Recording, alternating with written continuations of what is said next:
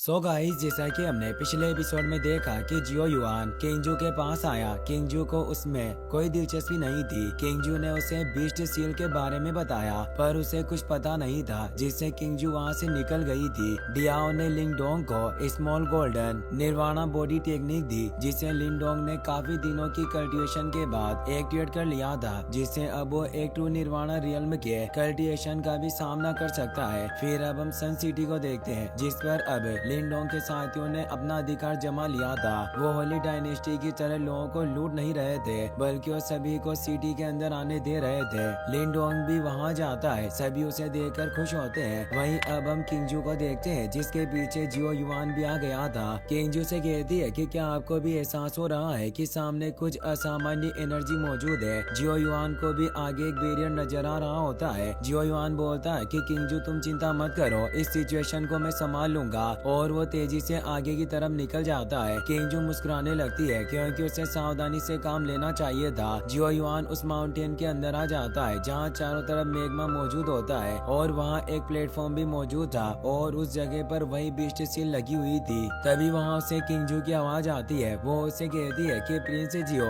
तुम्हें जल्दी से बाहर निकलना होगा। तभी वो जगह हिलने लगती है। जियो युआन खुद को संभाल नहीं पाता, और उस जगह के टूटने के साथ ही नीचे गिरने लगता है। वहाँ नीचे एक निर्वाणा बिस्ट मौजूद था, जो उसे खा लेता है और बाहर निकल कर आ जाता है। वो बिस्ट भी बिस्ट सील के कंट्रोल में था, और ये वही ट्रैप था जो किंगजू और जियो युआन को मारने के लिए बिछाया होता है। तभी किंगजू देखती है कि उस माउंटेन से कोई पेटिशनर भागकर जा रहा है। निर्वाणा बिस्ट किंगजू पर अटैक करने आता है, पर किंगजू उस पर ध्यान नहीं देती और उस पेटिशनर के पीछे जाने लगती है। जियो युआन भी मरा नहीं था, और अब वो बाहर आने के लिए उस बिस्ट के अंदर अटैक करने लग गया था। वो बिस्ट खुद को संभाल नहीं पा रहा होता, और अब एक ब्लास्ट के साथ वो बिस्ट खत्म हो जाता है। जियो युआन उसकी बॉडी से बाहर निकल कर आता है, पर वो गंदा हो चुका था, जिससे उसे काफी गुस्सा आता है। वो देखता है कि किंगजू किसी का पीछा कर रही है। वो भी तेजी से उसके पीछे जाता है। किंगजू की स्पीड फास्ट होने की वजह से वो उस पेटिशनर के करीब पहुंचती जा रही थी, जिससे अब वो पेटिशनर कई सारे फायर बॉल से उस पर अटैक करता है। किंगजू लोटस प्रोटेक्शन से खुद को कवर कर लेती है, जिससे उसे कुछ नहीं होता, और अब वो अपने लोटस के कई सारे स्लेज से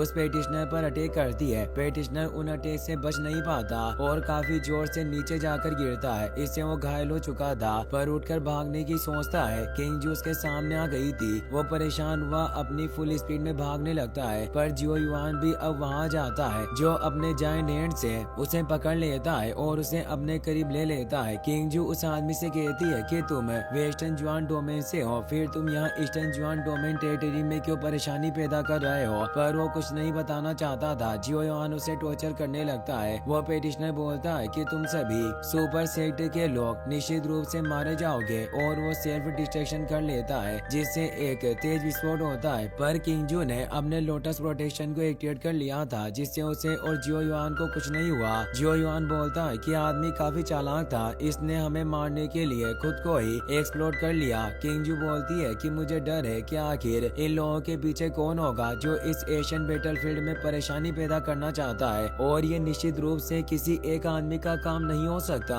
जरूर इनका एक पूरा गुट है। जियो युआन किंगजू से बोलता है कि अब हमें आगे क्या करना चाहिए। किंगजू कहती है कि इस मैटर में वेस्टर्न जुआन डोमेन के लोग शामिल हैं, इसीलिए मैं इनका कुछ नहीं कर सकती, जिससे मैंने डिसाइड किया है कि मैं वापस जाकर अपने मास्टर को इसकी रिपोर्ट दूंगी और उनके निर्णय पर ही आगे का काम करूंगी, इसीलिए मुझे यहाँ से जाना होगा। जियो युआन उसे रोकने की कोशिश करता है, पर वहाँ से निकल जाती है। जियो युआन बोलता है कि यह लड़की मुझे बिल्कुल भी सीरियस नहीं लेती, पर इसका यही अंदाज मुझे पसंद है, और अब मुझे भी इस मामले की रिपोर्ट उस ओल्ड मैन को देनी होगी। यह कहकर वो भी वहाँ से निकल जाता है। वहीं लिंगडोंग के वापस लौटने की वजह से सभी लोग खुश थे। लिंगडोंग अब उन सभी लोगों के लिए एक मसीहा की तरह था, जिसने उसकी जान बचाई। सभी लिंगडोंग को रिस्पेक्ट देते हैं। मॉर्निंग लिंगडोंग के पास आता है, तो लिंगडोंग उसे राजकुमार कहकर आदर देता है। लिंगडोंग उसे ऐसा करने से मना करता है और बोलता है कि हमें अब साथ रहे काफी वक्त हो गया, तुम्हें मुझे थर्ड प्रिंस कहने की कोई जरूरत नहीं है। तो लिंगडोंग उसे अब ब्रदर मोलिंग कहकर बुलाता है। मोलिंग उसे बताता है कि मैं एक मामले के बारे में तुम्हारे साथ डिस्कस करना चाहता हूँ, और वो लिंगडोंग को अपने साथ लेकर जाता है। वो उसे मोहोंगलिंग के पास लेकर आता है। मोहोंगलिंग कहती है कि मास्टर लिंगडोंग, मैंने आपको काफी दिनों से नहीं देखा, क्या आप ठीक हो। लिंगडोंग उसे कहता है कि मैं बिल्कुल ठीक हूँ, और वो मोलिंग से पूछता पूछता है कि तुम मुझे इस जगह पर क्यों लेकर आए हो। मोलिंग कहता है कि मिस मू को एक खास इन्फॉर्मेशन मिली है, इसीलिए यही तुम्हें उसके बारे में बताए तो अच्छा होगा। अब वो तीनों वहीं बैठ जाते हैं। मो होंगलिंग बताती है कि मुझे थंडर रॉक वैली नाम के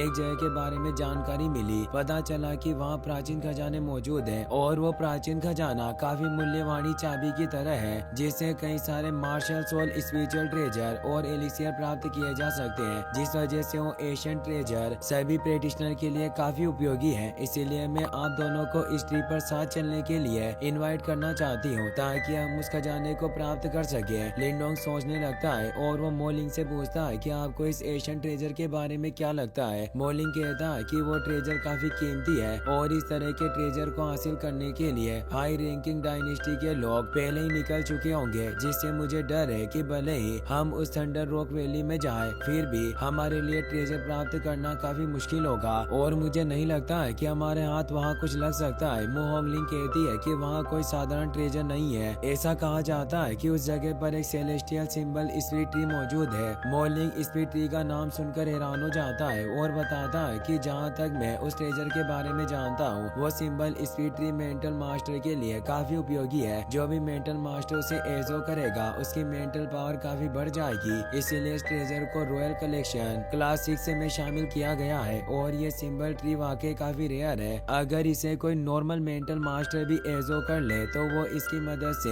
high level spirit symbol master तक आगे बढ़ सकता है। लिंडोंग सोच में पड़ जाता है क्योंकि वो भी एक मेंटल मास्टर था और उसे लगता है कि अगर उसके हाथों ये ट्री लग गया तो वो भी एक हाई लेवल मेंटल मास्टर में प्रमोट हो सकता है। और वो मू होंगलिंग से कहता है कि तुम्हें थंडर रॉक वैली के बारे में काफी ज्यादा जानकारी मिली है और ये बातें काफी ज्यादा सीक्रेट होनी चाहिए, फिर तुम इसे हमारे साथ क्यों शेयर कर रही हो। मू होंगलिंग कहती है कि सोली लाइट डायनेस्टी के खिलाफ फाइट में हम तीनों काफी क्लोज फ्रेंड्स बन गए हैं, इसीलिए इस एशियन बैटलफील्ड में तुम जैसे ट्रस्टवर्थी लोगों को ढूंढकर अलायंस बनाना आसान नहीं है। और वैसे भी मैं अपनी पावर पर भरोसा करके उस थंडर रॉक वैली में ट्रेजर लेना बिल्कुल भी मुमकिन नहीं होगा और मेरी जान को भी खतरा हो सकता है, इसीलिए मैं तुम्हें साथ चलने को बोल रही हूँ। लिंडोंग मान जाता है और कहता है कि अगर ऐसी बात है तो हम दोनों भी तुम्हारे साथ चलेंगे। मो होंगलिंग उन्हें थैंक्स कहती है और बताती है कि हम कल सुबह थंडर रॉक वैली में जाने के लिए निकल जाएंगे। ये कहकर वहाँ से चली जाती है। डियाओ लिंडोंग से कहता है कि ये लड़की जरूर कुछ छिपा रही है और मुझे इसकी बातों से ही लग रहा है कि तुम्हें इससे केयरफुल रहना होगा। लिंडोंग उसकी बात समझ जाता है पर उसे बताता है कि चाहे कुछ भी हो पर मैं इस सिंबल स्पीड ट्री को हासिल करने के लिए मुझे जोखिम उठाना होगा। मो होंगलिंग भी वहाँ से जाते हुए मुस्कुरा रही थी, जिससे यह साफ जाहिर होता है कि डियाओ का शक सही है। अब अगले दिन वो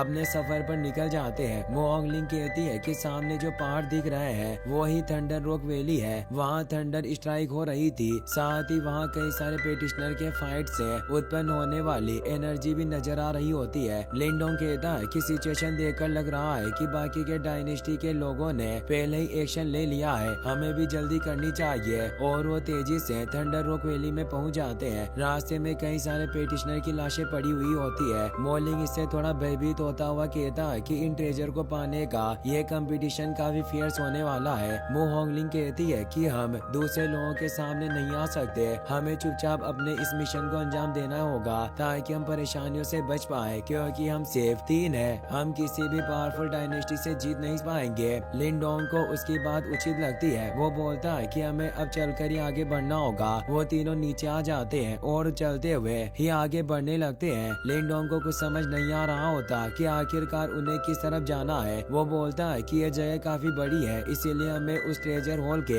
एंट्रेंस का ठिकाना आखिर कहाँ मिलेगा। तभी वो जगह हिलने लगती है और पीछे धमाके की आवाज आ रही होती है, क्योंकि 2 डायनेस्टी के लोग उस तरफ आ रहे होते हैं जो आपस में लड़ रहे थे। मोलिंग कहता है कि हमें छिपना होगा और वो तीनों अलग अलग होकर छिप जाते हैं ताकि वो किसी की नजर में न आए। वो डायनेस्टी के लोग एक केव के अंदर चले जाते हैं। लिंडोंग ये देख रहा होता है। मोलिंग बोलता है कि ऐसा महसूस हो रहा है कि ये सभी हाई लेवल डायनेस्टी के लोग होंगे। लिंडोंग कहता है कि हमें भी उनको फॉलो करना चाहिए, शायद उनका पीछा करने से हम ट्रेजर हॉल की एंट्रेंस पर पहुंच पाए। मोलिंग और मू होंगलिंग को भी ऐसा ही लगता है और वो अब उस केव के अंदर की तरफ जाने लगते हैं। वहीं उस केव के अंदर जाने पर दोनों डायनेस्टी के लोगों में अभी भी फाइट चल रही होती है। एक डायनेस्टी डायनेस्टी का नाम डेमोनिक रॉक डायनेस्टी होता है, जिसके उस ग्रुप का लीडर तांग पेन है जो एक कहानियां होता है। उसके सामने एंट्रेंस मौजूद होती है जहां से हॉल में जाने का रास्ता होता है। दूसरी डायनेस्टी का नाम जुआन बिंग होता है। तांग पेन कहता है कि यहाँ कोई नहीं है जो हमारी डायनेस्टी का सामना कर पाए और वो अपने साथियों को